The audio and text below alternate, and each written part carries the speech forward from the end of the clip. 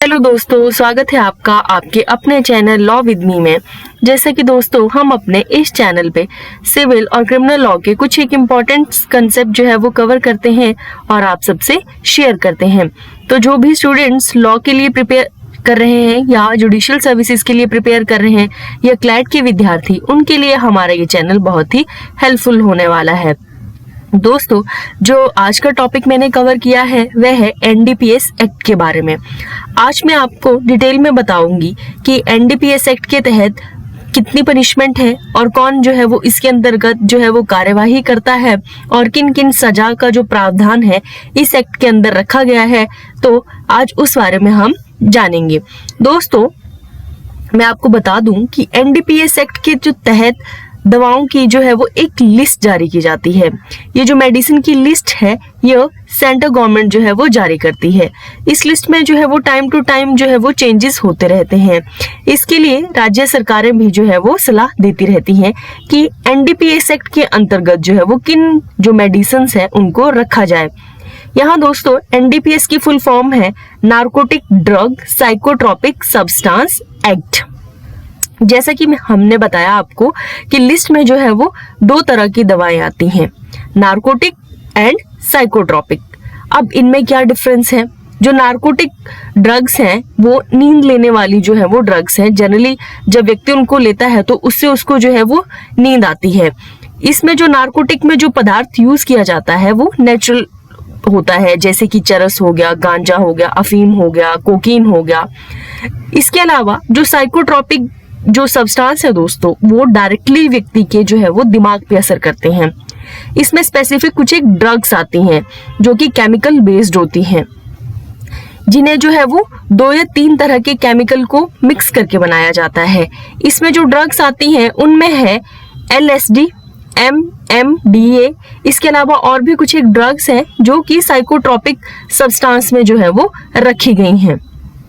I hope ये दोनों चीजें आपको क्लियर हो गई हूँ कि जो नार्कोटिक्स में रखा गया है वो वैसी ड्रग्स है जिससे व्यक्ति को नॉर्मली नींद आती है, और साइकोट्रोपिक जो है वो डायरेक्टली व्यक्ति के माइंड पे असर करती हैं। इसके अलावा दोस्तों अब मैं आपको बताना चाहूंगी कि कुछ एक ऐसे भी पौधे हैं जो कि सरकार की या लॉ के अंतर्गत रह के ही व्यक्ति जो है वो उन्हें उगा सकता है। अदरवाइज अगर व्यक्ति जो है वो बिना सरकार की अनुमति से इन पौधों को उगाता है तो यह भी एक दंडनीय अपराध होता है।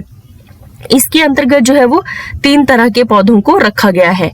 फर्स्ट में जो आता है वो कोका, जिसे कोकीन जो है वो प्राप्त होती है, कोका का पौधा रखा गया है।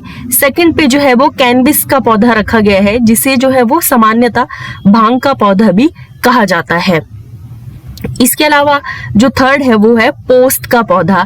इसे जनरली जो है वो अफीम के पौधे के नाम से भी जाना जाता है। अगर ये जो 3 तरह के जो पौधे हैं इसे व्यक्ति जो है वो बिना परमिशन के उगाता है तो यह भी जो है वो एक दंडनीय अपराध है। अब दोस्तों मैं आपको बताना चाहूंगी कि एनडीपीएस एक्ट के तहत जो है वो 3 तरह की जो है वो सजाएं होती हैं।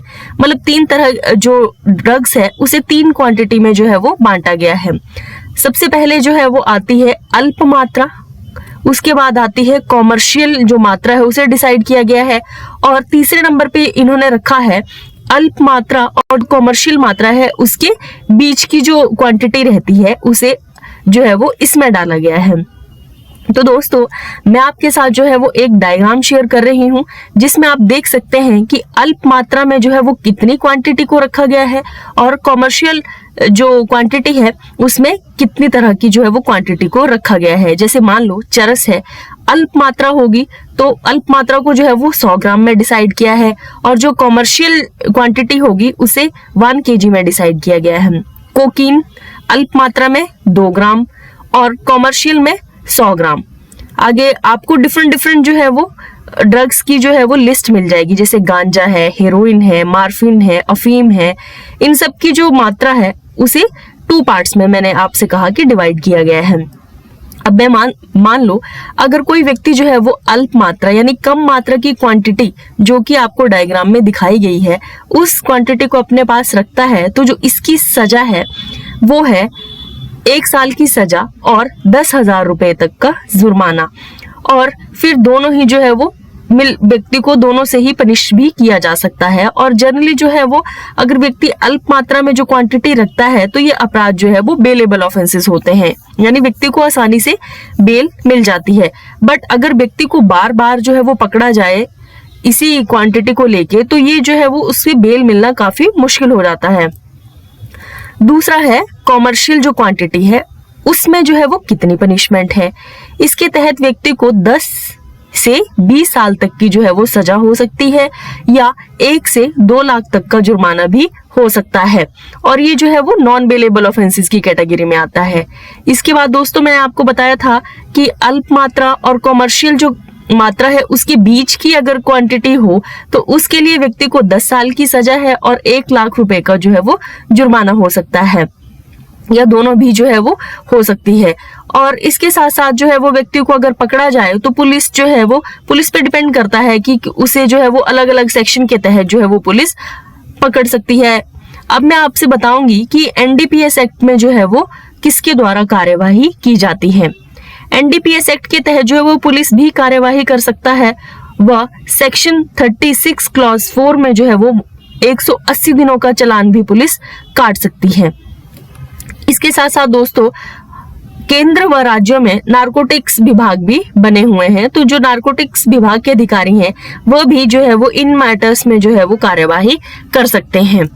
अब जो है एनडीपीएस एक्ट के तहत जो है वो डिफरेंट सेक्शंस में, जैसे कि मैंने आपको बताया कि कोई व्यक्ति जो है वो ये 3 तरह के प्लांट्स जो हैं वो किसी गवर्नमेंट की अनुमति के बिना उगाता है तो उसकी जो पनिशमेंट है वो भी डिफरेंट सेक्शन में जो है वो दी गई है। उसके लिए भी मैंने आपके साथ एक टेबल शेयर किया है, वो आप देख सकते हैं। अब कुछ जो व्यक्ति हैं उन्हें कंफ्यूजन रहता है कि क्या जो शराब है वो भी एनडीपीएस एक्ट में आती है। तो मैं आपको बता दूं कि जो शराब है वो एनडीपीएस एक्ट के थ्रू नहीं आती, क्योंकि शराब के लिए एक अलग कानून है जिसे एक्साइज एक्ट कहा जाता है, वह उसके अंतर्गत आती है। तो दोस्तों ये थी आज की वीडियो जिसमें मैंने आपको डिटेल में बताया कि एनडीपीएस एक्ट के तहत जो है वो एक सर्टेन जो है वो क्वांटिटी फिक्स की गई है और उस क्वांटिटी के अकॉर्डिंग कितनी पनिशमेंट है वो भी मैंने आपके साथ डिटेल में डिस्कस की। ये भी आपको बताया कि कौन से ऑफेंसेस है जो बेलेबल होंगे और कौन से ऑफेंसेस हैं जो कि नॉन बेलेबल होंगे। इसके अलावा दोस्तों अगर एनडीपीएस एक्ट के तहत आपके दिमाग में कोई भी क्वेश्चन है तो प्लीज कमेंट करिएगा, मैं कोशिश करूंगी कि आपके हर एक क्वेश्चन का आंसर करूं। तो ये थी आज की वीडियो। आई होप आपको वीडियो अच्छी लगी हो। अगर आपको वीडियो अच्छी लगी हो तो please like, share and subscribe my channel. Thank you दोस्तों।